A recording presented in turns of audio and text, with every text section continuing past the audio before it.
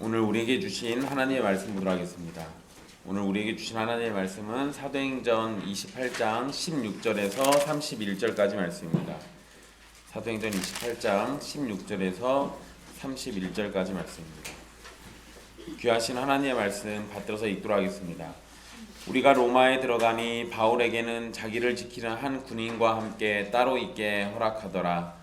사흘 후에 바울이 유대인 중 높은 사람들을 청하여 그들이 모인 후에 이르되, 여러분 형제들아, 내가 이스라엘 백성이나 우리 조상의 관습을 배척한 일이 없는데 예루살렘에서 로마인의 손에 죄수로 내준 바 되었으니 로마인은 나를 신문하여 죽일 죄목이 없으므로 석방하려 하였으나 유대인들이 반대하기로 내가 마지못하여 가이사에게 상소하며 내 민족을 고발하려는 것이 아니니라. 이러므로 너희를 보고 함께 이야기하려고 청하였으니 이스라엘의 소망으로 말미암아 내가 이 쇠사슬에 매인 바 되었노라. 그들이 이르되, 우리가 유대에서 내게 대한 편지도 받은 일이 없고 또 형제 중 누가 와서 내게 대하여 좋지 못한 것을 전하든지 이야기한 일도 없느니라. 이에 우리가 너의 사상이 어떠한가 듣고자 하니 이 파에 대하여는 어디서든지 반대를 받는 줄 알기 때문이라 하더라. 그들이 날짜를 정하고 그가 유숙하는 집에 많이 오니 바울이 아침부터 저녁까지 강론하여 하나님의 나라를 증언하고 모세의 율법과 선지자의 말을 가지고 예수에 대하여 권하더라. 그 말을 믿는 사람도 있고 믿지 아니하는 사람도 있어 서로 맞지 아니하여 흩어질 때 바울이 한 말로 이르되, 성령이 선지자 이사야를 통하여 너희 조상들에게 말씀하신 것이 옳도다. 일러스되 이 백성에게 가서 말하기를, 너희가 듣기는 들어도 도무지 깨닫지 못하며 보기는 보아도 도무지 알지 못하는도다. 이 백성들의 마음이 우둔하여져서 그 귀로는 둔하게 듣고 그 눈은 감았으니 이는 눈으로 보고 귀로 듣고 마음으로 깨달아 돌아오면 내가 고쳐줄까 함이라 하였으니, 그런즉 하나님의 이 구원이 이방인에게로 보내어진 줄 알라. 그들은 그것을 들으리라 하더라. 바울이 온 이태를 자기 셋집에 머물면서 자기에게 오는 사람을 다 영접하고 하나님의 나라를 전파하며 주 예수 그리스도에 관한 모든 것을 담대하게 거침없이 가르치더라. 아멘. 이 말씀은 살아계신 하나님의 말씀입니다. 오늘 말씀은 사도행전 마지막의 말씀으로 바울이 그토록 오고 싶었던 로마에 도착한 이후의 일을 기록하고 있습니다. 지난 시간 마지막에 살폈던 것처럼 바울은 자신을 배웅 나온 형제들을 만났고 그 이후에 하나님께 감사하며 담대한 마음을 얻었습니다. 그리고 로마로 들어가게 되는데 16절에 로마에서 어떻게 지내게 되는지를 간략하게 기록하고 있습니다. 먼저 바울은 한 명의 군인이 지키게 됩니다. 이것은 바울이 보여준 믿음직한 모습과 유죄 판결 받을 가능성이 작았던 것이 큰 이유였을 겁니다. 바울이 도망갈 사람이라면 더 많은 군인이 지켰을 겁니다. 보통 일반적으로 죄수를 지킬 때는 군인이 최소 2명, 그리고 보통은 4명입니다. 그런데 한 명만 지키게 했다는 얘기는 이 사람은 별로 도망갈 가능성이 없고 큰 죄인이 아니다라고 여기고 있는 거죠. 게다가 여러분, 한글 번역에서는 표현이 좀 정확하진 않은데요. 그 원문의 표현을 보면 바울이 혼자 지낼 수 있도록 허락을 받습니다. 16절의 내용이 그래요. 그래서 그 함께 따로 있게 허락하더라, 그 표현이 혼자 지낼 수 있게 받았다는 얘기예요. 근데 이게 감옥에서 혼자 따로 지낸 게 아니고 사적으로 얻은 거처, 그러니까 따로 집을 하나 얻어가지고 거기에서 혼자 지낼 수 있게 했다는 얘기입니다. 그러니까 여기서 혼자 지낸다는 얘기는 다른 죄수들과 같이 지내지 않는다는 얘기예요. 그러니까 그 집에는 바울이 따로 돈을 내 가지고 얻었고, 그리고 그러니까 집세를 내면서 바울이 지내는 집을 따로 얻은 거고, 거기에서는 바울이 사적으로 자기 마음대로 생활해도 되는 그런 공간을 얻은 겁니다. 그래서 그곳에서는 비교적 자유로운 생활을 할 수 있습니다. 일반적으로는 재판 전까지는 공중 감옥에 지내야 합니다. 그리고 그 공중 감옥에서는 여러 사람과 같이 지내게 되고요. 내가 만나고 싶다고 아무나 만날 수 있는 그런 상황은 아니었습니다. 그런데 바울 같은 경우는 따로 집을 얻어서 지내도 괜찮은 정도로, 그러니까 특혜를 굉장히 많이 받고 있는 거죠. 그래서 여러분, 여기에서 바울이 지금 특혜를 얻고 있는 거에 대한 그 이유, 이유를 한번 생각해 보세요. 바울이 왜 이렇게 특혜를 얻었을까? 어떤 사람들은 바울이 로마 시민권자이기 때문에 이런 특혜를 얻었다라고도 생각을 합니다. 그런데 시민권자인 것과 상관없이 죄수의 신분으로 왔잖아요. 그러니까 죄수의 신분이기 때문에 이거는 시민권자인 거하고는 약간 좀 결이 다릅니다. 그런데 사도 바울이 무슨 하나님의 백을 막 들어 써가지고 하거나 아니면은 아버지가 와가지고 뒷돈을 대가지고 사도 바울을 환경을 좋게 해주거나 이런 개념은 전혀 아니에요. 그냥 사도 바울이 믿음직한 모습을 보였던 것이 이유입니다. 계속해서 사도 바울은 신뢰할 만한 사람이었어요. 로마 군인들이 함께 지내면서 봤을 때, 백부장이 봤을 때, 천부장이 봤을 때 이 사람은 믿음직한 사람이에요.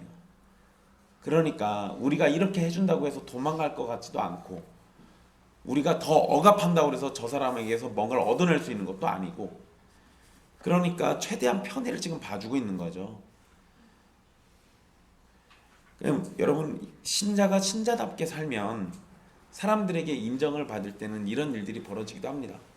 그런데 참 슬프게도 신자가 신자답게 살면 사람들은 인정하기보다는 이용해 먹으려고 하죠. 그게 지금 우리가 사는 현실이긴 해요. 근데 여러분 현실이 그러니까 그냥 신자답지 않게 살까요? 그러면 안 되는 거죠. 그러면 안 되는 거예요. 현실이 그런다 하더라도 우리는 우리 할 일을 하면 되는 겁니다. 세상이 못 알아줘도 괜찮아요. 그냥 우리는 우리 할 일을 하면 돼요. 애초부터 여러분 우리가 소금과 빛의 역할을 할 때요. 그러면 세상 사람들이 너희를 좋아할 것이다. 너희 때문에 소금과 빛이 되어서 세상이 잘 돌아갈 것이다. 이런 얘기 하시지 않았어요. 우리가 소금 역할을 한다고 세상의 부정부패가 완전히 사라지겠습니까? 아니요. 그럴 리가요. 우리가 빛이 된다고 그래가지고 이 세상에 어둠이 다 없어질까요? 아니요. 그러지 않아요. 우리가 소금과 빛의 역할을 해도 썩을 거는 썩을 거고 어두울 거는 어두울 겁니다. 그런데 주님이 원하시는 건 뭐냐면 그런 세상 속에서 그냥 소금과 빛이 되라는 거예요. 그 역할 때문에 우리가 뭔가를 변화시키지 못한다 하더라도 그냥 우리는 우리 할 일을 하면 되는 겁니다. 그냥 거기에 만족하시면 돼요. 세상은 몰라도 하나님은 알아주실 거거든요. 어쨌든 이 상당히 자유로운 환경이었는데 그런데 여러분 사도 바울이 20절에 표현해 보면 내가 이 쇠사슬에 메인바 되었다라는 표현을 써요. 그러니까 자유로운 상태긴 하지만 그렇다고 해서 완전히 자유로웠던 건 아니에요. 여전히 쇠사슬에 매인 상태입니다. 이거는 뭐 실제 쇠사슬에 매였을 수도 있고요. 아니면은 자기가 지내는 그 환경이 딱 그 집에서 매여 있으니까 그냥 내가 이 밖으로 나가지 못해요. 이것 때문에 이렇게 표현했을 수도 있습니다. 이제 거기서 지내고 난 다음에 도착하고 3일 후에 바울은 유대인 중에 높은 직책을 가진 사람들을 불러 모았습니다. 원래대로 하면 바울이 어떤 지역에 가면 가장 먼저 뭐부터 했었습니까? 사도 바울이 어느 지역에 선교하러 딱 가면 또는 어느 지역에 딱 도착하면 가장 먼저 했던 거. 복음 전하러 어디 갔었지? 회당 갔었어. 복음 전하러 회당 가는 게 원래는 일반적입니다. 그런데 지금 사도 바울은 밖에 자유롭게 나갈 수가 없는 상황이니까 회당과 지역에 있는 유대인 지도자들을 불렀던 거예요. 그래서 내가 못 가니까 올 수 있는 사람들을 불러 모아가지고 그렇게라도 해서 이야기를 하고 싶은 거죠. 바울은 그들을 향해서 형제들이라고 부르면서 친밀함을 표현합니다. 여러분 사도행전에서 우리가 형제들이라고 할 때는 두 가지 의미로 쓰이죠. 유대인에게 그냥 형제들 얘기라고 할 때는 그냥 아브라함의 자손으로서의 형제를 얘기하고 기독교인들을 향해서 형제들이라고 할 때는 예수 그리스도 안에서 형제니까 형제라고 얘기합니다. 그러니까 사도 바울은 이렇게 보면 두 형제를 가지고 있는 거예요. 두 형제를. 사도 바울의 마음에는 자기가 유대인이니까 여전히 유대인을 향해서도 형제라고 얘기하지만 그리스도 안에서는 그리스도인들을 더 중요한 형제들로 여깁니다. 그리고 사도 바울에게는 꿈이 하나 있죠. 유대인 형제들이 그리스도인 형제가 되는 거. 그 얘기를 나중에 로마서에서 보면 그거에 대해서 굉장히 절박한 심정으로 얘기합니다. 그러니까 사도 바울은 유대인들 모두가 예수님 믿고 그리스도 안에서 형제가 되었으면 했어요. 그게 사도 바울의 바람입니다. 하지만 그건 내 바람일 뿐인 거고 하나님의 뜻이 그렇지 않고 하나님의 선택은 한정돼 있고 하나님의 계획이 있으니까 내 바람이 그런다 하더라도 하나님의 뜻 앞에 굴복해야 하는 거죠. 그게 아주 중요한 겁니다. 어쨌든 이 형제들이라고 부르는 유대인 지도자들을 향해서 바울은 이스라엘 백성이나 조상의 관습을 배척한 일이 없다고 말하면서 자신에게는 죄가 없다 이렇게 표현합니다. 그리고 예루살렘에서는 로마인의 손에 죄수로 내준 바 되었다라고 표현해요. 그게 17절에 나온 표현이죠. 그리고 18절에 보면 바울은 로마인들도 자신을 신문했을 때 죽일 죄가 없다는 걸 알고 석방하려고 했다는 걸 얘기합니다. 처음 바울을 신문했던 사람은 천부장 글라우디오 루시아였어요. 글라우디오 루시아도 신문했을 때 얘 죄가 없는 거 알았습니다. 그 다음에는 벨릭스 총독이었죠. 그 다음에는 베스도 총독이었습니다. 죄가 있는 걸 알았으면 진작에 처벌했을 건데 오랜 시간 동안 처벌을 안 하잖아요. 죄가 없는 줄 알고 있는 거예요. 이렇게 차례차례 이 로마인들에게 신문을 받았지만 이들 모두는 바울에게 죄가 없다는 점을 알고 있었습니다. 그래서 그들은 바울을 석방하려 했지만 결국 로마까지 오게 된 겁니다. 그리고 여러분, 바울이 이런 얘기를 했을 때 유대인들이 쉽게 납득했을 거예요. 왜냐하면 공중 감옥에 있는 게 아니라 사택에 있는 거잖아요. 따로 집을 얻어가지고 따로 지내잖아요. 로마인들이 이 정도까지 특혜를 주는 거 보니까 이 사람 진짜 죄가 없는 것 같아. 이렇게 쉽게 알 수 있는 거죠. 바울이 로마까지 와서 재판을 받는 이유는 유대인들이 반대했기 때문이다라고 19절에 설명을 합니다. 로마 관리들은 바울을 풀어줄 생각이었지만 예루살렘에 있던 유대 지도자들은 계속해서 반대를 했습니다. 그래서 그런 반대가 심했기 때문에 바울을 풀어줄 수가 없었어요. 사도행전 25장 2절과 25장 7절을 보면 벨릭스에 의해서 2년이나 갇혀 있었다라고 기록되어 있는데요. 바울이 그렇게 갇혀 있으면서 나중에 베스도 총독이 왔을 때 다시 또 고소하는 장면이 또 나옵니다. 그러니까 이게 재밌어요. 처음에 유대인들이 고소해가지고 죽이려고 했을 때 천부장이 데리고 오죠. 데리고 와서 바울을 죽일 것 같으니까 천부장이 벨릭스에게 보냅니다. 근데 벨릭스가 죄가 없는 걸 알았어요. 그럼 풀어주면 되잖아요. 그런데 안 풀어주고 2년 동안 데리고 있었어요. 그리고 난 다음에 베스도란 총독이 다시 왔을 때 유대인들이 혹시 풀어줄까봐 다시 고소해버리잖아요. 그러니까 유대인들은 바울을 못 죽이더라도 적어도 풀려나지는 않게 하고 싶은 거예요. 그러니까 끊임없이 계속 고소하고 있는 거죠. 게다가 그냥 고소만 했으니까 기회만 되면 죽이려고 했었어요. 그러니까 공정한 재판을 기대할 수 없는 상황이었죠. 그래서 바울이 가이사에게 상소해가지고 로마까지 오게 된 겁니다. 그러니까 지금 이 얘기가 19절의 내용을 설명해 드린 거예요. 사도 바울 억울한 거예요. 그냥 유대인들이 계속 나를 반대하고 있는 거죠. 그래서 내가 지금 이렇게 된 거예요. 그리고 19절의 표현을 보면 내 민족이라는 표현을 쓰죠. 즉 유대 민족을 고발하려는 것은 아니라는 점을 분명히 밝힙니다. 그러니까 사도 바울은 유대인들을 해코지할 목적이 아니라는 거예요. 그런데 유대인들은 계속 고소하잖아요. 그거는 유대인들 입장에서는 사도 바울이 뭔가 문제가 있다고 여겼거나 또는 사도 바울이 너무 밉거나 이게 둘 중에 하나일 거예요. 어쨌든 이런 상황 가운데 바울은 로마에 있는 유대인들을 직접 보고 함께 이야기하기를 원했습니다. 그래서 20절에 보면 이러므로 너희를 보고 함께 이야기하려고 청하였다라고 표현해요. 그러니까 사도 바울은 일단 자기 자신에 대해서 변론도 하고 그리고 할 수 있는 한 이 사람들에게 복음을 또 전하고 싶겠죠. 그래서 지금 부른 겁니다. 그리고 20절에 보면 바울이 이스라엘의 소망 때문에 내가 지금 이 쇠사슬에 매였다라고 표현을 해요. 그러니까 사도 바울은 이 이스라엘의 소망, 이스라엘이 갖고 있었던 이 소망 때문에 지금 묶여 있는 건데 이스라엘은 분명히 약속된 메시아를 기다리고 있었습니다.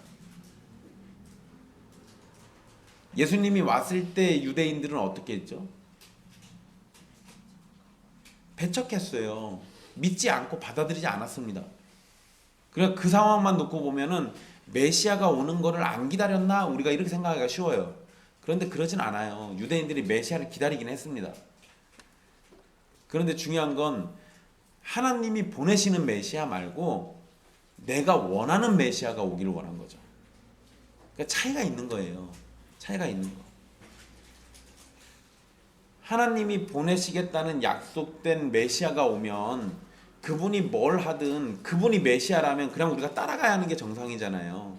그런데 유대인들은 메시아가 오셨을 때 따라가기보다는 내가 원하는 메시아로 만들고 싶었어요. 그러니까 내가 원하는 걸 이루게 하고 싶은 거죠. 이게 온전한 믿음은 아닌 거잖아요. 잘못된 겁니다. 여러분, 우리 믿음이라는 거 얘기하면요, 하나님이 주신 말씀을 그대로 믿는 것과 내가 믿고자 원하는 대로 믿는 것과 둘로 갈라지게 돼 있어요. 이거는 어느 시대나 항상 똑같습니다. 하나님이 주신 말씀대로 믿든지 아니면 내가 원하는 대로 믿든지 이건 변하지 않아요. 둘 중에 하나예요. 믿음이라는 건 항상. 그럼 유대인들도 메시아를 기다렸으면 하나님이 주신 말씀대로 그 메시아를 믿었어야 하는데 그러지 않고 내가 원하고 내가 바라는 대로 메시아가 그렇게 되기를 바랬던 거예요. 이런 건 오늘을 사는 우리들도 조심해야 돼요. 내가 원하는 대로 믿으면 안 돼요. 내가 하고 싶은 대로 하게 만드는 그런 메시아를 믿는 게 아니라 나를 쳐서 굴복시키는 메시아, 나를 구원으로 이끄셔서 더 온전함에 이르게 해주시는 메시아를 믿어야죠. 그럴 때는요, 여러분, 내 악한 본성이 거기에 저항할 거니까 당연히 괴롭습니다. 그게 정상이에요. 고통과 괴로움과 포기 없이 예수님 믿을 수가 없어요. 예수님을 믿을 때는 나라는 존재가 저항할 거니까 괴로울 수밖에 없는 거예요. 고통이 따라오게 돼 있고요. 그 과정 가운데서는 내가 원치 않는 것들을 내려놔야 할 수도 있고요. 내가 하기 싫은 걸 해야 할 수도 있어요. 그런데 내가 원하는 대로 하는 게 아니라 주님이 가르쳐 주는 대로 하는 것이 참된 믿음이니까 그 앞에 굴복하는 거, 그런 모습을 당연히 보여야 합니다. 유대인들은 거기에 실패한 거고 사도 바울은 그 굴복해가지고 자기가 원하는 걸 쫓는 게 아니라 주님이 원하는 거를 따라가잖아요. 이게 차이예요. 이게 신자와 불신자의 차이, 참된 믿음의 사람과 가짜 믿음의 사람, 그런 차이가 이렇게 나타나는 겁니다. 어쨌든 이 이스라엘의 소망, 약속된 메시아, 바울의 입장에서는 이 메시아는 예수님이고요. 예수님의 죽으심과 부활하심으로 하나님의 약속이 성취됐죠. 그것을 믿기 때문에 지금 이렇게 됐다라는 거예요. 바울은 자신의 믿음이 조상들의 믿음과 전혀 다르지 않고 성경의 가르침과도 다르지 않다는 것을 말하고 싶은 겁니다. 즉 자신이 죄가 없다는 것을 말하는 것과 동시에 유대인 지도자들에게는 메시아이신 예수 그리스도를 전하라고 했던 거예요. 바울의 말이 끝나니까 유대 지도자들의 반응이 21절, 22절에 기록되어 있습니다. 이들은 아직 예루살렘으로부터 어떤 편지도 받지 못했고 예루살렘의 유대인이 와서 바울에 관해서 이야기를 전해준 것도 없다고 말합니다. 사실 여러분, 정황상 이 말이 당연히 맞아요. 왜 그러냐면 바울이 예루살렘으로부터 출발해가지고 올 때, 그때는 이 바울이 이동한 배는, 타고 이동했던 배는 원래 여행할 수 없는 시기에 출발해서 무리한 여행을 했었잖아요. 그러니까 출발이 당연히 예루살렘에서 다른 사람들보다 훨씬 빨랐어요. 그러잖아요. 중간에 좀 어려움이 있긴 했지만 그래도 그 어려움 속에서 목숨을 잃지 않고 어쨌든 목적지에 도착했잖아요. 이걸 놓고 보면 정황상 사도 바울이 예루살렘에서 오는 사람들보다 훨씬 더 빨리 도착했을 겁니다. 그러니까 편지든 사람이든 그게 아직 도착을 안 했기 때문에 로마에 있는 사람들은 사도 바울이 무슨 일을 했는지, 왜 죄인인지, 예루살렘 사람들은 왜 얘를 반대하고 있는지 이거 정확히 모르는 거예요. 충분히 그럴 수 있죠. 아직 바울에 대한 편견이나 오해가 없던 로마 지역의 유대 지도자들은 바울의 사상이 어떠한지 듣고자 한다고 말합니다.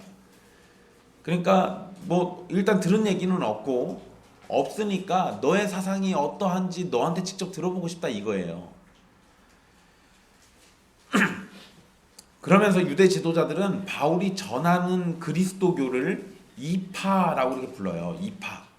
그 22절에 중간에 보시면 뭐 너의 사상이 어떠한가 듣고자 하니 이파에 대하여는 어디서든지 하면서 얘기 나오잖아요.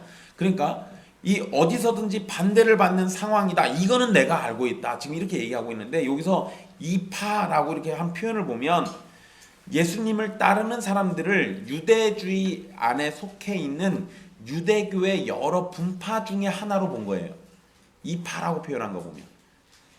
만약에 유대인들이 예수님을 믿는 믿음이 완전 다른 거다라고 생각했으면 이교도라고 생각했을 겁니다. 이교, 다른 가르침이라고 얘기했을 거예요. 근데 그렇게 안 하고 이파라고 얘기하는 거 보니까 로마에 있는 유대인들은 아직 그리스도교에 대해서 정확히 몰라요. 잘 아는 바가 없는 겁니다. 단지 어디를 가든 반대받는다 요것만 알아요. 그 이상은 모르는 겁니다. 그러니까 왜 반대받는지 이거에 대해서 더 자세히 듣고 싶은 거죠. 다른 유대인들은 왜 얘를 반대할까? 이거에 대해서 들어보고 자기들이 직접 판단해 보겠다는 거예요. 바울은 본격적으로 유대인들에게 예수 그리스도를 믿는 믿음에 대해서 전하기 시작합니다. 23절에 일단 그들은 첫 만남으로부터 언제까지 만날 것인지 날짜를 정해요. 그래서 거기 보면 그들이 날짜를 정하고 라고 돼 있잖아요. 그러니까 날을 정한 겁니다. 언제부터 언제까지 우리 만나봅시다. 지금 날짜를 정했어요. 그리고 장소는 바울이 지내는 집에서 하기로 했고요. 그곳에 많은 유대인들이 모였다라고 성경에 기록하고 있습니다. 바울이 아침부터 저녁까지 강론했다고 기록한 걸 보면 안식일에 모였을 가능성이 높습니다. 유대인들이 다들 한량도 아니고 아니면 막 다들 막 대지주인 것도 아니면 아침부터 저녁까지 계속 말씀을 들을 수는 없잖아요. 그런데 안식일 같은 경우는 하루 종일 이 사람들이 쉬니까 아침부터 저녁까지 말씀을 계속 듣고 나눌 수가 있어요. 그래서 아마도 아침부터 저녁까지 강론했다라고 하는 거 보면 그 안식일 날 저렇게 모였던 것 같아요. 바울이 가르친 내용은 하나님의 나라를 증언했고 모세의 율법과 선지자의 말로 예수님에 대해서 권했다라고 성경에 기록되어 있습니다. 예수님도 하나님의 나라에 대해서 가르치셨죠. 12사도도 가르쳤고 사도 바울도 가르쳤습니다. 그리고 구약의 말씀을 가지고 예수님에 대해서 증언을 했어요. 율법과 선지자는 다 구약의 말씀을 얘기하죠. 사실 하나님의 나라와 예수님에 관한 내용은 따로 떨어진 게 아닙니다. 이게 따로 분리되지 않아요.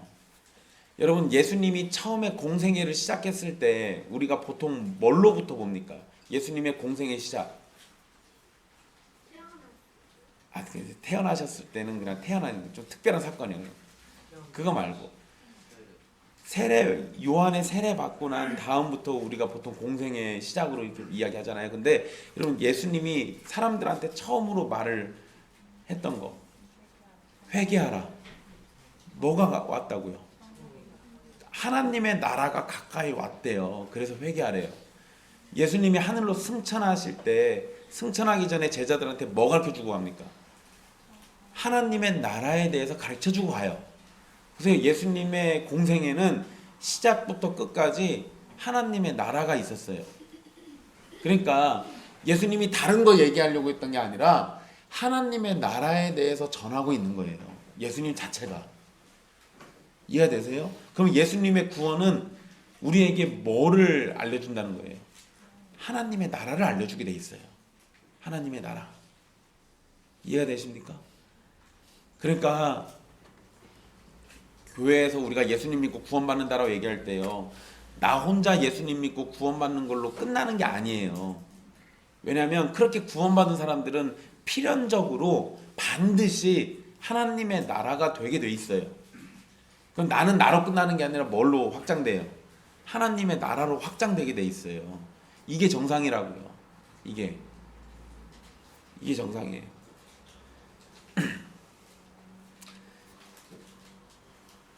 어쨌든 하나님의 나라는 약속된 메시아를 통해서 성취되고 약속된 메시아로 오신 예수 그리스도의 삶과 죽음과 부활과 승천이 메시아에 관한 예언을 다 성취하는 것들이었습니다.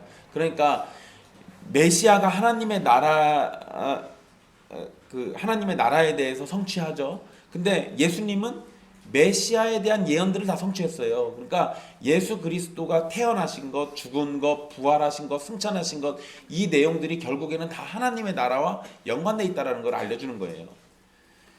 바울의 가르침을 들은 사람들의 반응이 24절에 기록되어 있는데요. 사실 여러분 복음이 증거될 때 나타나는 반응은 항상 이렇게 둘 중에 하나입니다. 누군가는 믿게 되고 누군가는 믿지 않게 됩니다. 그런데 여기에서 믿는다라고 표현할 때 이 표현이 수동태예요. 그런데 이거를 신적 수동태로 이해하면 24절에 믿는 사람도 있고 할 때 그 믿는다라는 표현은 복음을 전하는 것은 사도 바울이긴 한데 믿음을 갖도록 해주신 분은 하나님이시라는 의미가 됩니다. 이해가 되세요? 바울은 지금 예수님에 대해서 증거하고 있잖아요. 전하는 건 사도 바울이에요. 그러면 그냥 우리 일반적으로 바울이 전했으니까 바울이 전한 말씀들을 듣고 믿으면 내가 누구를 통해서 믿었다고 생각해요?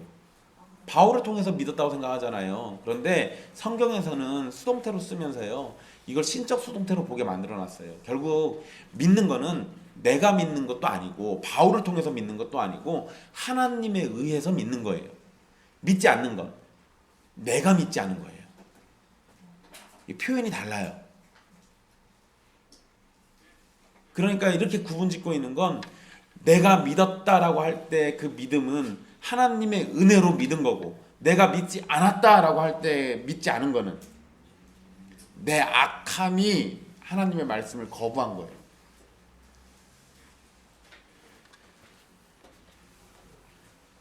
(25절에) 서로 맞지 않았다라는 말은 성경 해석이 달랐다라는 의미입니다. 그래서 성경 해석이 달라서 결국 흩어지게 되죠. 그러니까 바울의 말을 믿지 않은 사람들은 예수님이 메시아이신 것을 받아들이지 못했다라는 걸 포함하고 있어요. 그런데 바울의 말을 믿지 못하는 사람들이 떠나려고 할 때 바울은 그들에게 선지자 이사야를 통해 기록하신 말씀이 옳다라고 말합니다. 바울은 성령님을 언급하면서요. 이사야 6장 9절로 10절 말씀을 인용합니다. 그런데 성령님께서 과거 이스라엘의 조상들에게 이사야 선지자를 통해 하신 말씀이 여전히 모든 사람들에게 동일하게 적용되고 있다라는 것을 지금 얘기해 주는 거예요. 여러분 26절, 27절에 인용된 이사야 말씀이 나오는데요. 이 인용된 이사야 말씀의 문맥은 뭐냐면 이사야 선지자가 이스라엘의 선지자로 사명을 받고 난 다음에 하나님께서 이사야에게 하신 말씀이에요. 재미나게도 다른 선지서들 보면은요 1장에서 보통 선지자들이 하나님의 부름을 받습니다. 어떻게 해서 하나님이 불렀고 하나님이 무슨 명령을 줬고 이런 얘기를 해요. 근데 이사야서는 1장에서 5절까지 이사야가 막 예루살렘에 대해서 이스라엘에 대해서 그 저주 같은 말을 막 쏟아부어 버려요. 하나님의 심판을 얘기합니다. 그리고 난 다음에 6장에 가서 하나님이 이사야를 불러요. 그게 참 재미나죠. 이 표현이 참 재밌어요. 어쨌든 이사야가 불같이 얘기하고 니네 진짜 죄인이야 막 이렇게 떠들었는데 6장에서 하나님이 딱 부르니까 이사야가 화로다 나여 망하게 되었도다 이런 소리 합니다. 자기 딴에는 선지자처럼 막 맞는 소리 한 것 같았는데 하나님이 막상 나타나니까 자기도 죄인이거든요. 그런데 그런 죄인을 향해서 죄인으로 여기는 이사야를 향해서 하나님이 하셨던 말씀이에요. 이사야가 하나님의 말씀을 전해도 그러니까 선지자로 불렀으니까 이제 하나님 말씀 전해야 하잖아요. 근데 하나님 말씀을 전해도 백성들은 듣지만 깨닫지 못하고 보기는 봐도 알지 못할 것이라고 얘기합니다. 이건 백성의 마음이 우둔해가지고 귀로 들어도 귀로는 둔하게 듣는 거고 눈은 감았기 때문에 전혀 못 보는 거예요. 이사야가 경험했던 상황을 바울도 동일하게 경험하고 있습니다. 아무리 생명의 말씀을 전해줘도 깨닫지 못하고 알지 못하는 사람은 항상 있다는 거예요. 이게 정말 슬픈 얘기거든요. 그 이사야가 이 말씀 들었을 때요, 하늘이 무너져 내리는 것만 같았을 겁니다. 여러분 생각해 보세요. 선지자가 광장 같은 데 나가가지고 목소리를 외치면서 하나님 말씀을 전할 때 의도가 뭐겠어요? 듣고 돌이키라는 거잖아요. 그러잖아요. 들었으면 회개하고 좀 돌아와라 이거잖아요. 근데 열심히 전했는데 안 들을 거래요. 못 깨달을 거라고 얘기하잖아요. 그 이사야는 시작하면서부터 절망하는 거예요. 참 괴로운 일이죠, 이거. 괴로운 일이에요. 이걸 여러분 오늘날 적용하면요, 목사가 아무리 설교해도 성도들이 듣지 않을 거고 성도들이 안 볼 거라는 거예요. 그럼 목사 뭐하러 설교합니까? 어차피 전해도 안 들을 건데. 이게 무서운 건데요. 하나님이 이사야한테 전하지 말라고 그러는 게 아니라 전하라고 저러신 거거든요. 이사야가 전할 때 안 들으면 듣지 않는 사람들은 심판받을 거예요. 심판. 그럼 오늘날 목사가 성경 말씀을 전하면서 회개하라고 할 때, 예수님 믿으라고 할 때 그거를 듣지 않고 안 보려고 하는 사람들은 똑같아요. 또 심판을 쌓는 거예요.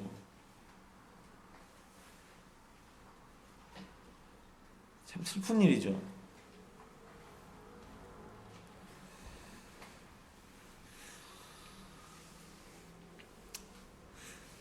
사람이 육신으로 듣거나 보는 건 얼마든지 알 수 있습니다. 그러잖아요. 그런데 문제는 영적으로 그것을 깨닫지 못하고 알지 못하는 게 문제예요. 이런 일들이 벌어진다는 겁니다. 이런 일들은 한시도 빠진 적이 없어요. 어느 시대나 어느 나라나 어느 장소에 항상 있어 왔던 일입니다. 로마의 유대인들 중에서도 많은 사람이 복음을 듣고 복음의 증인인 바울을 보고 있잖아요. 근데 깨닫지 못하고 믿지 못합니다. 그들에게 어떤 기적이 나타나도 믿지 않을 사람은 꼭 나오게 돼 있습니다. 그래서 로마의 유대인들도 이사야가 만났던 사람들과 같은 상태라는 것을 말하고 있는 거예요. 그들은 마음이 우둔해졌고 귀로는 둔하게 듣고 눈은 감고 있는 겁니다. 그래서 그들은 하나님께로 돌아오지 않아요. 그들이 하나님께로 돌아오지 않기 때문에 하나님은 그들을 고쳐주시지 않으시는 겁니다. 그런데 여러분, 사도 바울이 지금 요 26절, 27절 이렇게 얘기한 거를 오해해서요, 듣지 않고 믿지 않는 유대인들을 포기하거나 그들이 심판받는 일에 책임이 없다는 식으로 말하려는 건 아니에요. 그렇게 생각하지 마십시오. 그러니까 사도 바울이, 야, 니네 어차피 주님이 하신 말씀대로 들을 사람은 듣고 안 들을 애들은 죽어도 안 들을 거야. 니네 지금 안 듣고 있잖아. 니네 안 들을 애들이야. 그러니까 나한테는 죄 없어. 이런 얘기 하는 게 아니라고요. 사도 바울이 이 얘기 왜 했겠습니까? 들어달라고.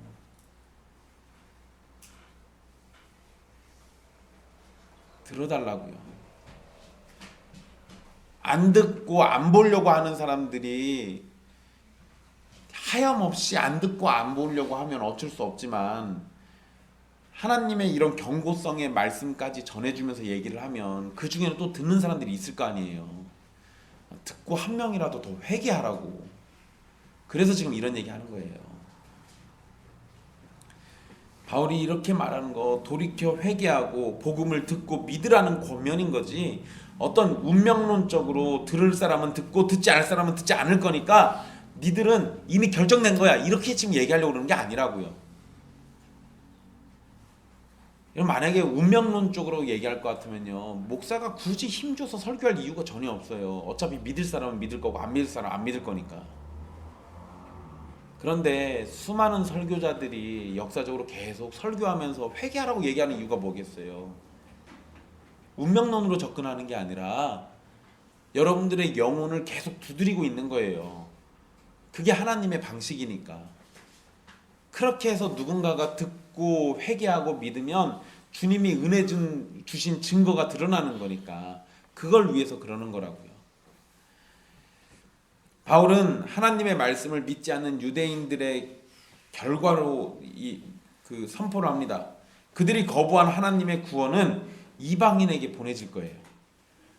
그래서 28절에 하나님의 이 구원이 이방인에게 보내진 줄 알라 이렇게 얘기하잖아요. 이것도 사실은 사실이면서도 경고죠. 사실이면서도 경고인 거예요. 계속 안 들으면 이 말씀이 이제 너희를 떠나가지고 저쪽으로 갈 거야. 쟤네들은 들을 거야. 너희는 지옥 가고 쟤네들은 천국 가고. 너희들은 믿지 않아서 저주의 자녀가 되고 저들은 믿어서 그리스도의 백성이 되고 이 얘기하는 거잖아요. 계속 경고하는 거죠. 그러니까 제발 좀 들어달라는 얘기예요.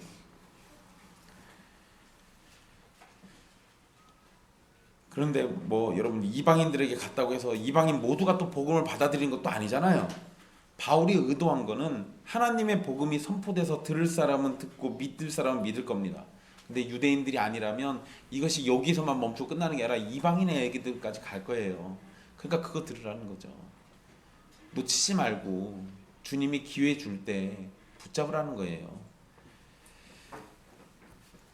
복음을 듣고도 믿지 않는 사람에게는 구원이 없는 겁니다. 하나님의 구원은 다른 사람에게 향할 거고 그것을 듣고 믿는 사람은 구원을 받게 되는 겁니다. 이건 너무나도 명확한 사실인 거예요. 누가는 바울이 로마에서 어떻게 지냈는지 기록하면서 사도행전을 마무리하는데요. 바울은 자기를 만나러 오는 사람들을 모두 영접했다라고 되어 있습니다.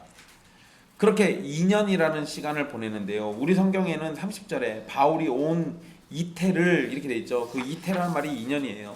근데 2년 동안을 그렇게 이 셋집에서 지내면서 자기에게 오는 사람들 다 영접했다 이렇게 말하는 것은 바울을 고소했던 사람들이 예루살렘에서부터 로마로까지 와서 재판을 2년 동안 계속하지 않았다라는 걸 얘기합니다. 그러니까 이것도 웃기는 거예요. 지금 사도 바울이 상소해서 가이사에게 왔잖아요. 이제 여기서 재판 받아야 돼요. 근데 여러분 여기서 바울만 혼자 재판 받을 수 없잖아요. 바울 보고 죄인이라고 한 사람들 와야 하잖아요. 걔네가 와야 쟤네들이 나를 죄인이라고 해요. 근데 이 네로 황제께서 이거 판단 좀 해주세요. 내가 죄인인지 아닌지 이거 하려면 나한테 나쁜 놈이라고 하는 애들이 와야 할 거 아니에요. 근데 2년 동안을 계속 그냥 집에서만 머물고 있는 거는 얘네가 안 왔다는 얘기예요. 걔네가 와야 재판을 하지. 그러니까 유대인들은 재판해가지고 바울을 이길 가능성이 없다는 거 아니까 굳이 여기까지 안 오는 거예요. 그냥 어쨌든 붙잡아 두고 있는 거죠. 여하튼 바울은 재판을 기다리면서 여전히 복음을 전하고 있는 겁니다. 그런데 여러분 잘 생각해 보세요. 우리가 지금까지 사도행전 말씀을 놓고 봤을 때 사도 바울이 어디 한 곳에서 말씀을 전하고 가르치기 위해서 몇 년을 있었던 적은 있어도 이 사람 가만히 있는 사람 아니잖아요. 때 되면 또 딴 데 가야 하잖아요. 근데 지금 유대인들이 못 가게 붙잡아 놓은 거잖아요. 로마에 거기 딱 붙잡혀서 그냥 거기에 있게만 만든 거잖아요. 이러면 유대인들이 성공한 겁니까? 안 한 겁니까? 죽이지 못할 거면 발이라도 잘라놔가지고 어디 못 다니게 해야 하잖아요. 그러니까 지금 사도 바울이 발이 딱 묶여 있는 거니까 어디 못 가는 상황에서 보면 이거 지금 유대인들이 이긴 거예요. 그런 것처럼 보입니다. 그런데 여러분 성경에 31절에 뭐라고 되어 있습니까? 하나님의 나라를 전파하고 주 예수 그리스도에 관한 모든 것을 담대하게 거침없이 가르쳤다. 발을 묶어놔가지고 어디 못 가도 거기서 할 거 하고 있는 겁니다. 재미나죠? 유대인들은 이겼다고 생각했을 겁니다. 야 이제 바울은 로마의 감옥에 갇혀 있으니까 어디 꼼짝도 못하고 우리가 가기 전까지 못 풀려나 내버려 두자. 저러고 있을지 몰라도 사도 바울은 그 2년이라는 시간 동안 자기 할 일을 합니다. 그리고 여러분 여기 성경에는 이렇게 기록되어 있지 않은데요. 이 2년이라는 시간을 활용해 가지고 사도 바울이 편지를 씁니다. 그거를 우리는 옥중서신이라 불러요. 감옥에서 썼다고 해서 옥중서신이라 부릅니다. 그 옥중서신이 골로새서, 에베소서, 빌레몬서, 빌립보서예요. 바울이 로마에서 죄수로 갇혀 지내는 동안 쓴 편지, 옥중서신. 이 편지들은 교리와 신자의 삶에 대해서 굉장히 충실히 다루고 있습니다. 신약 성경에서도 굉장히 중요한 진리를 담고 있는 하나님의 말씀이에요. 그러니까 2년 동안 유대인들은 바울을 꼼짝 못하게 했다고 좋아했지만 바울은 거기서 뭐예요? 내가 못 가면 말씀을 기록해서 보내주면 되거든요. 그리고 그렇게 해서 유대인들이 바울을 붙잡아놨더니 바울이 열심히 해놓은 게 뭐가 됐습니까? 우리에게는 성경이 됐어요. 우리한테도 사도 바울이 와서 직접 가르쳐주면 얼마나 좋겠어요. 근데 바울이 못 올 거잖아요. 근데 하나님께서는 그런 바울의 안타까운 처지와 상황을 역전시켜가지고 하나님 말씀을 기록해서 바울이 찾아가지 못하는 수천 년 뒤에 우리에게까지 바울의 음성을 듣게 만들어놨어요. 하나님이 바울에게 깨닫도록 만들어주신 그 진리를 바울의 편지를 통해서 우리에게 듣게 해주신다고요. 유대인들이 이긴 게 아니라 유대인들이 성경이 만들어지도록 판을 깔아줬어요. 고마운 분들이죠, 우리한테는. 바울이 죄수로 지내는 동안 여러 모양으로 고생했을 겁니다. 그래도 쇠사슬에 묶여 있어서 죄수로 지내는데 그게 뭐가 편하겠어요. 그러잖아요. 아무리 편해봐야 그래도 죄수인데. 그렇지만 바울의 수고는 교회와 성도와 하나님의 영광을 위한 아름다운 헌신으로 사용됩니다. 바울은 자기가 지내는 곳에서 누구나 오는 사람을 영접했죠. 그리고 영접한 그들에게 하나님의 나라를 전파했고 예수 그리스도에 관한 모든 것을 담대하게 거침없이 전했다라고 성경이 기록하고 있습니다.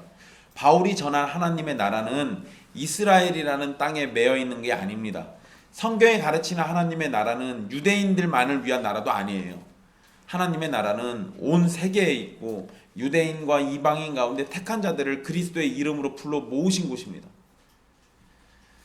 그리고 예수님이 주님이심을 담대하고 거침없이 가르쳤다라고 31절에 기록하고 있죠. 바울은 예수님을 믿고 난 이후로 고난을 받는 상황이 온다고 하더라도 예수님을 증거하는 데 온 힘을 쏟았습니다. 근데 여러분 31절 말씀이 좀 웃기죠. 그냥 참 힘있게 끝나요. 그죠? 근데 모순 아닙니까? 바울은 죄수잖아요. 죄수여서 갇혀있죠. 어디 가지도 못합니다. 그런데 여러분, 죄수라는 것이 복음을 전하는데 방해가 되는 게 아니라는 걸 우리에게 보여줘요. 그래서 죄수지만 거침없이 가르쳤다라고 기록하고 있죠. 담대하게 가르칠 수 있었던 거예요. 바울은 하나님께서 약속하신 대로 로마에 무사히 도착했습니다. 그곳에서 유대인들을 만나서 복음을 전했습니다. 이것은 주님께서 바울에게 하신 약속의 성취죠.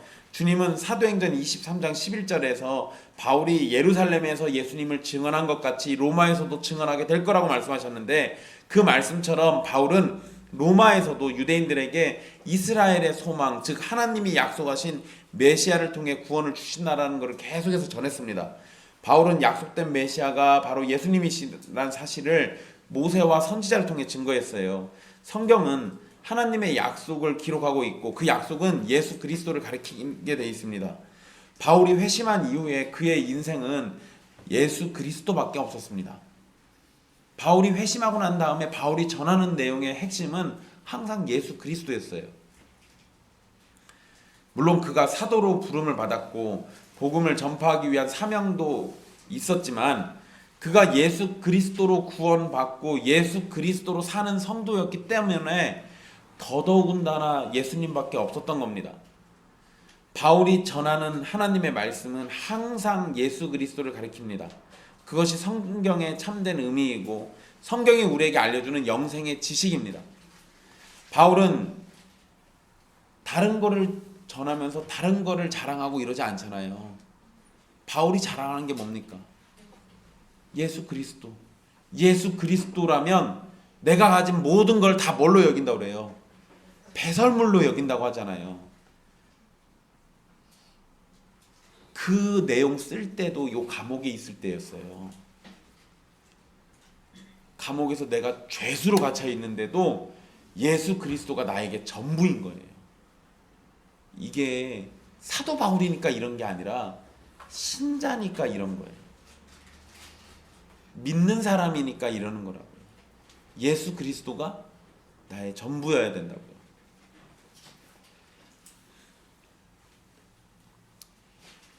바울은 자신이 왜 로마에 죄수로 오게 됐는지 로마에 사는 유대인들에게 이야기를 했는데요. 그리고 자신이 믿는 예수 그리스도를 그들에게 전했습니다. 다른 곳에서도 예수님 전해가지고 유대인들에게 미움받았잖아요. 그러면 로마에서도 예수님 전하면 어떻겠습니까? 미움받겠죠. 당연한 거예요. 당연한 거예요. 그걸 바울이 모를 리가 없잖아요. 이 사람 똑똑한 사람인데. 그런데도 이 로마에 와서도 여전히 예수님을 전하고 있습니다. 바울은 사람들에게 반대를 받고 미움을 받고 목숨이 위협받아도 자신에게 전부인 예수 그리스도를 전하려고 합니다. 그것이 자신에게 맡겨진 전부라고 생각하기 때문에 그래요. 여러분에게 예수 그리스도는 어떤 분이십니까? 생각해 보세요. 여러분에게는 예수님이 어떤 분이신지. 바울에게 전부였던 예수님은 당신에게도 전부입니까? 우리는 우리의 바쁜 일상 살아가느라 정신이 없죠. 그러면서 우리의 전부가 되시는 예수님을 마치 아무런 관계도 없는 존재처럼 여기면서 살아갈 때도 있습니다. 새까맣게 잊어먹을 때도 있죠. 주일이 다가오면 그때 생각나요. 월요일부터는 잊어버려요. 월요일부터 잊어버리는 것도 다행이죠. 이따 예배 끝나고 문 열고 나가면 잊어버려요. 예수님이 온데간데 없이 내 삶에서 지워집니다. 그리고 쭉 지워졌다가 주일날 아침에 다시 와요. 여러분, 이게 신자의 삶일까요? 아니요, 그럴 리가요. 그러지 않아요. 예수님의 이름은 주일날 찬송하며 기도하며 부르기는 하지만 매일의 삶에서 예수님이 나에게 아무런 영향도 주지 못한다면 주일날 힘있게 부르는 예수님의 이름이 교회 밖에서는 어떤 의미가 되겠습니까?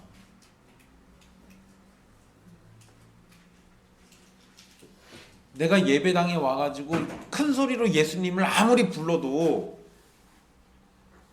그 예수님이 내 삶에 전혀 아무런 영향을 주지 않고 있다면 예수님이 내 인생에 무슨 의미가 있어요? 그냥 주일날 교회 와가지고 내가 종교적인 쇼를 하고 있는 거지. 생각해 보시라는 거예요. 예수님이 정말 나의 주님이시고 왕이시라면 예수님은 내 삶에 있어서 가장 큰 영향력이 있어야 합니다. 사도 바울처럼. 내가 그분께 구원받고 그분의 백성이 되었다면 내 인생을 주관하고 이끌고 만들어 가시는 분도 예수님이셔야 돼요. 예수님이 나의 전부여야 한다는 겁니다. 이게 당연한 거예요.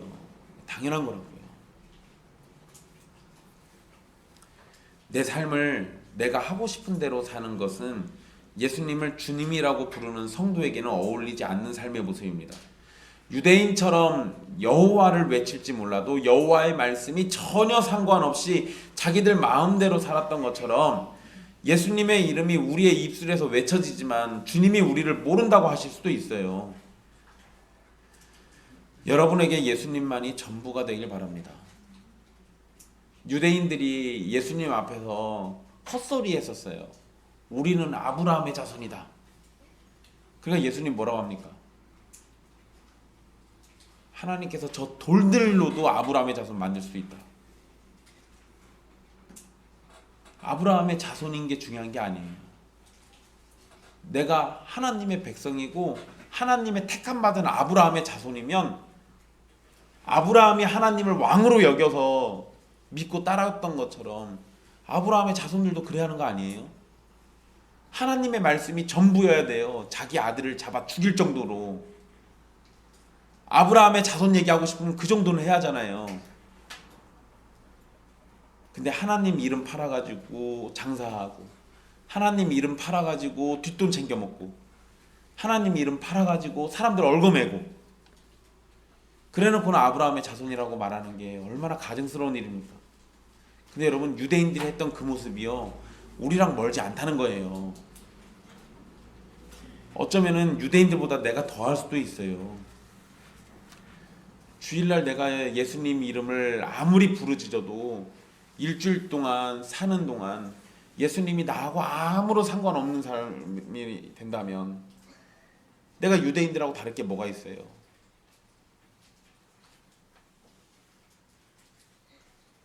여러분, 간혹 가다가 과거의 영광을 자랑하는 사람들이 있습니다. 내가 옛날에 선교도 갔다 오고, 내가 옛날에 뭐도 하고, 내가 옛날에 뭐도 하고, 내가 교회 다니면서, 내가 학교에서 뭐 선교단체 다니면서, 내가 예수님 믿을 때, 처음 예수님 믿을 때 내가 그랬어요. 아니, 그때 그런 건 중요하지 않아요. 지금이 중요하지. 그때 그랬는데 지금은 왜 안 그래요?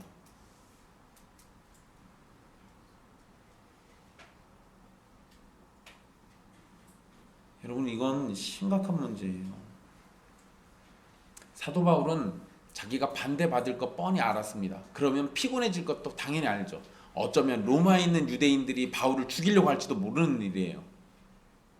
그래도 바울은 그들에게 예수 그리스도를 전했습니다. 왜요? 예수 그리스도가 자기가 가진 전부니까. 그러니까 예수님만 전하는 거예요.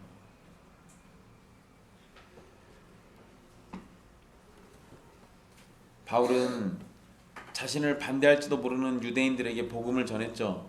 이후로 자기를 찾아오는 사람은 누구나 만나면서 하나님의 나라를 전파했고 예수님에 대한 걸 담대하고 거침없이 전했습니다. 복음은 누구에게나 차별 없이 구별 없이 예외 없이 전해져야 합니다. 복음을 듣는 자리에서 제외되어야 할 사람은 아무도 없어요. 하지만 복음을 듣는다고 복음을 다 깨닫고 믿는 것은 아니에요. 오직 하나님의 은혜를 입은 사람들만 가능한 겁니다. 이제 이걸 다시 적용해 보면 우리가 예수님으로 내 인생을 살고 있는 건 하나님의 은혜가 임해서 내가 그렇게 사는 거예요. 근데 주일을 제외하고 나머지 날들에서 예수님과 상관없이 내가 살고 있다면 나에게 필요한 건 하나님의 은혜예요. 내 삶을 완전히 압도할 하나님의 은혜, 내 삶을 예수 그리스도로 가득 채울 하나님의 은혜.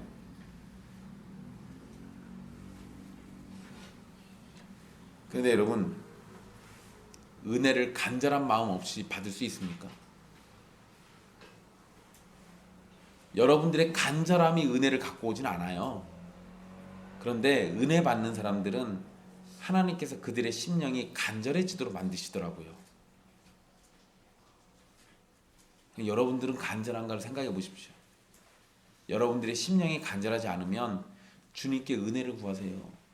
제발 나를 더 목마른 자가 되게 해서 하나님의 은혜를 간절히 구하게 해달라고. 설교 시간에 의자에 앉아서 설교를 듣는다고 구원이 생기는 거 아닙니다. 하나님의 은혜로 예수 그리스도가 유일한 구원자이심을 믿어야 구원을 받죠. 똑같은 자리에 앉아서 누군가는 은혜를 누리고 누군가는 아무런 소득 없이 시간을 보내고 딴 생각하거나 졸음을 참지 못하며 시간을 보낼 수도 있어요. 아무런 은혜도 받지 못하는 사람은 바울의 경고를 매우 심각하게 받아들여야 합니다. 귀는 둔해지고 눈은 감았기 때문에 은혜의 말씀이 들리지 않을 수 있어요. 주님께 은혜 받기를 간절히 바라지도 않고 주님께서 고쳐주시기를 바라지도 않는 마음으로 예배당에 앉아있는 것은 하나님의 진노를 일으키기에 너무도 확실한 방법이고 마지막 날 하나님의 심판이 내려질 때 변명의 여지가 없는 모습입니다. 복된 자리에 나와서 하나님의 심판을 확실하는 사람 되지 마시고 하나님께 은혜 입어 구원과 사랑을 받는 자가 되기를 소망하십시오. 굳이 여러분 주일날 이 귀한 시간 아침에 나와가지고 여기에서 여러분들 죄를 더해가면서 심판의 근거만 확실히 만들 이유가 뭐가 있어요? 게다가 여러분, 만약에 여러분 중에 그런 사람이 있다면 제가 지금 하고 있는 설교가 여러분들에게 심판의 근거가 되잖아요. 설교자인 제가 받을 고통은 생각 안 하세요?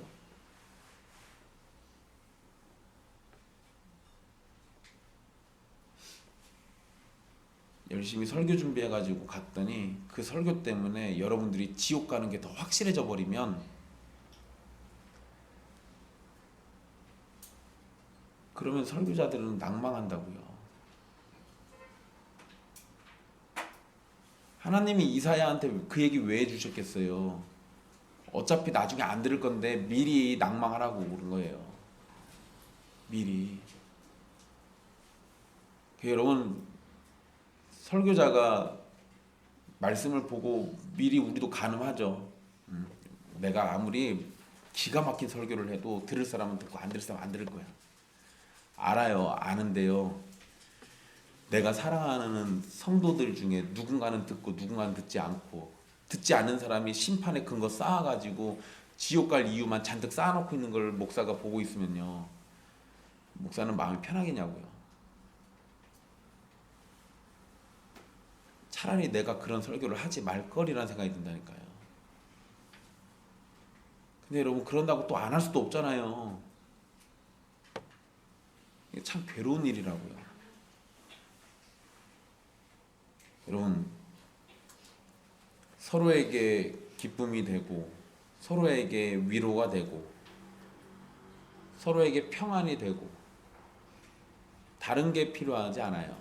교회에서 성도들이 예수님을 잘 믿고 예수님이 전부가 돼서 사는 게 서로에게 위로가 되고 평안이 되고 서로에게 힘이 되는 겁니다. 다른 데 있지 않아요. 여러분들이 뭔가 성공해가지고 부자가 되고 잘 먹고 잘 살고 이름 알리고 이걸로 위로받지 않아요. 부자가 됐는데 예수님하고 멀어지면 위로가 아니라 절망이 생겨요.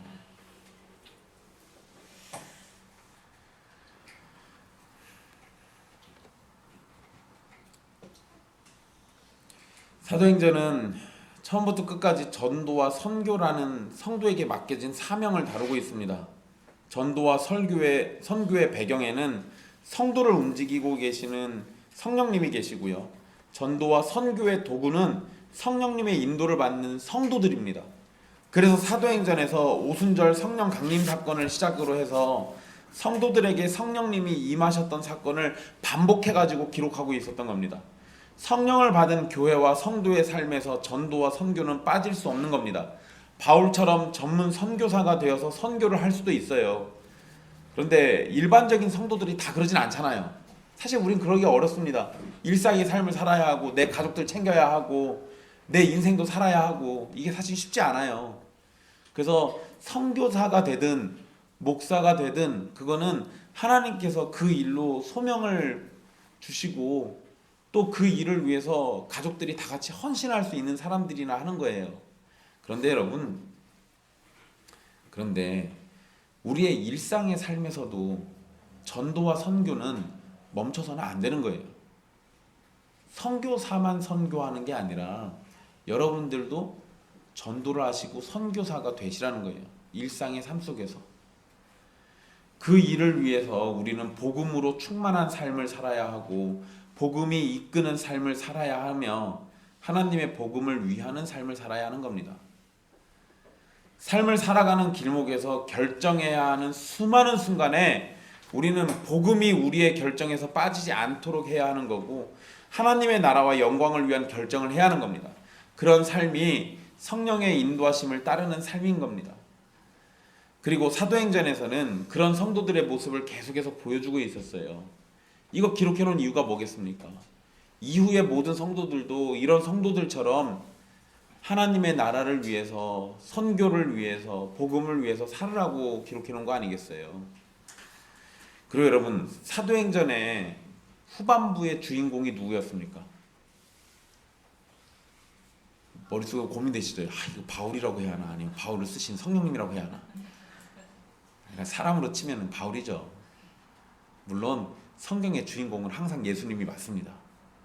근데 여러분, 사도행전의 마지막이 사도 바울의 죽음으로 끝나지 않아요.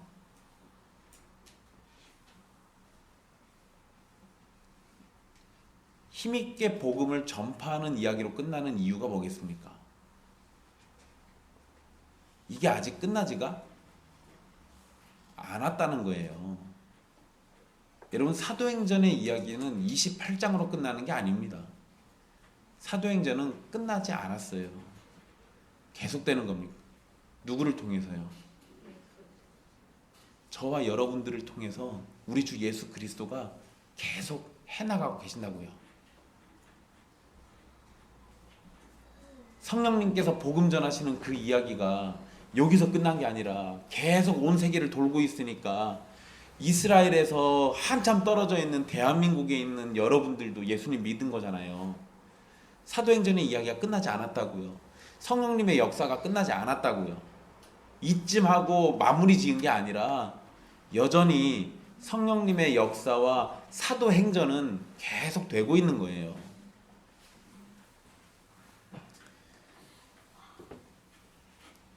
이제는 그 계속되는 사도행전의 이야기가 우리의 사명입니다. 저와 여러분이 사도 바울이 해왔던 것, 또 그 이후에 수많은 성도들이 해왔던 것을 이어서 우리가 그렇게 살아야 할 때인 거예요. 그러니까 여러분들도 예수님으로만 충만하셔서 하나님의 나라 전파하시고 예수 그리스도에 관한 모든 것을 담대하게 거침없이 가르치는 사람이 되시라는 겁니다. 바울은 사도행전에서 수많은 반대를 경험했습니다. 그러나 사도행전이 기록하는 바울의 마지막은 거침없이 복음을 전했다는 이야기입니다. 우리의 신앙생활이나 복음전도에서도 수많은 장애물들이 있겠지만 하나님의 권능 아래에서 복음은 어떤 제한도 받지 않고 거침없이 전해지게 될 것이고 우리는 그 일을 위해서 사용되게 될 겁니다. 사랑하는 형제 자매 여러분, 오늘날도 성령님은 택하신 백성에게 임재하셔서 그들을 구원으로 이끄시고 그들을 사용하셔서 복음을 전파하시면서 하나님의 나라를 확장해 가고 계십니다. 그 일이 저와 여러분 앞에 놓여 있습니다. 이제 우리가 성령님의 도구로 살아가야 하고 하나님의 나라와 예수 그리스도를 담대하고 거침없이 전해야 할 사명을 이어받은 겁니다. 먼저는 여러분 자신에게, 여러분 스스로에게 예수 그리스도가 전부가 되기를 소망하고 성령님께서 그렇게 그리스도만으로 사는 사람이 되게 해주시기를 기도하고 바라십시오. 그리고 여러분이 받은 은혜를 세상 땅 끝까지 증거하는 증인의 삶을 사십시오. 세상과 타협하지 않는 담대함을 주께서 여러분에게 주시기를 빕니다. 동시에 세상을 놀라게 만들고 그들의 입을 닫도록 만들 지혜도 주시기를 바라겠습니다. 그리고 무엇보다 예수 그리스도로 충만한 저와 여러분이 되게 해주시기를 바랄 겁니다.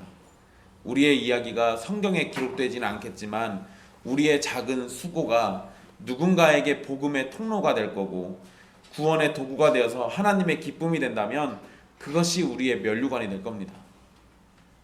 그 일을 위해서 여러분들이 부름받았습니다. 그러니 예수 그리스도를 증거하는데 여러분들의 삶을 거시는 신자들 되십시오.